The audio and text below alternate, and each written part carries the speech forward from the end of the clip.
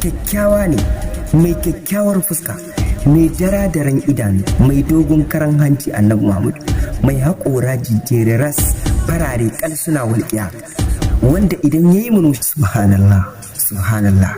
Manzon Allah kyakkyawa ne, Allah bai wani mai kyau tamkar annabi Muhammadu ba.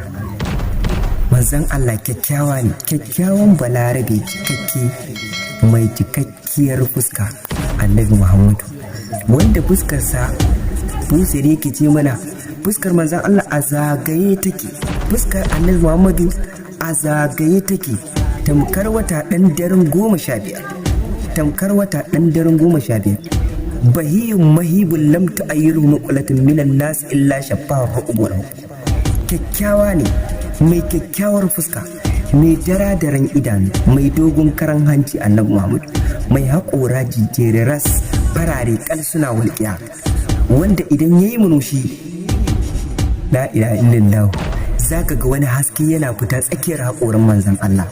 Mai kyakkyawan saje ne annabi Muhammad, mai cikakken gemu manzon Allah sallallahu alaihi wasallam.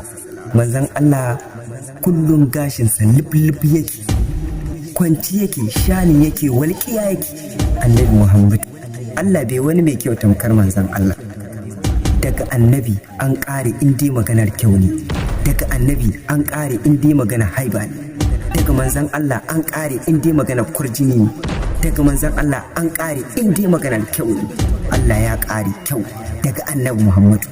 Allah bai wani mai kyau ba tamkar manzon Allah. An ƙare an gama. Dan gatan Allah annabi Muhammadu, cikakken balarabe mai cikakken kyau annabi Muhammadu.